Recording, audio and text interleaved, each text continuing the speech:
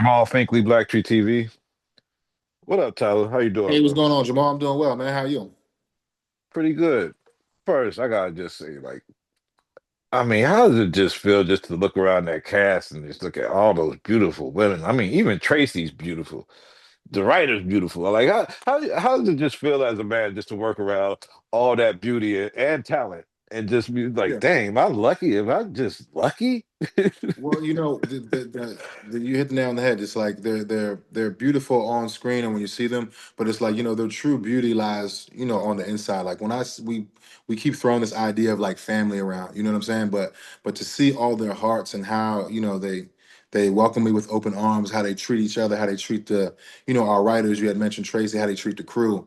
You know what I'm saying? That's what really makes it beautiful. Of course, they're all gorgeous, but their art and their skill set was just beautiful to be around. You know what I'm saying?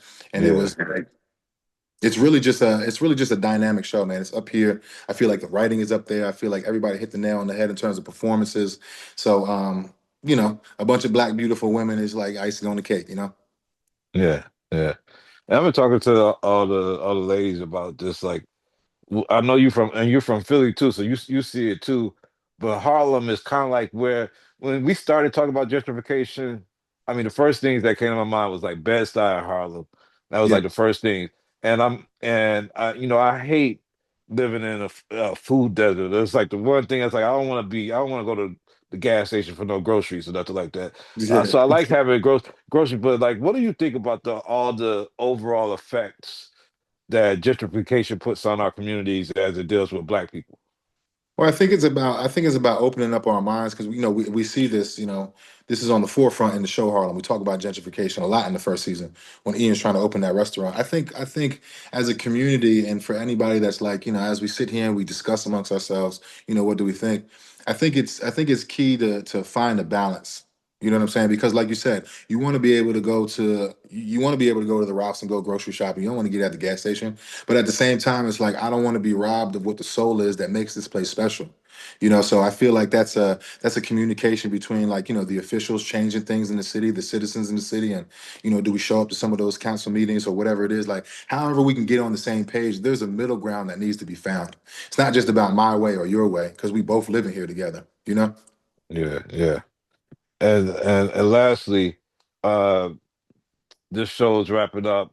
I know as a character in, like, do you foresee like what's gonna come the next season and Ian season one, would you have ever thought that Ian season three, like this type of situation was like in his Yeah. future?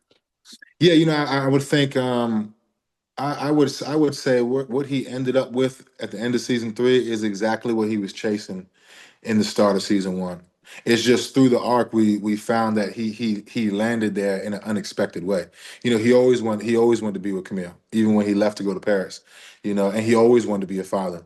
And he goes through the whole arc of it, and then we end up at the end of episode six where he's with the love of his life. He got the baby in the carriage, and he got a beautiful opportunity to have this fatherhood and be in this relationship the way that he's always wanted. All right, brother. Well, I appreciate it, man. Can't wait to see you on whatever you got coming next, man. Yes, You sir. always slam it. Keep on doing it. We'll keep on watching. Man, I appreciate that, brother. I'll see you soon. Appreciate you.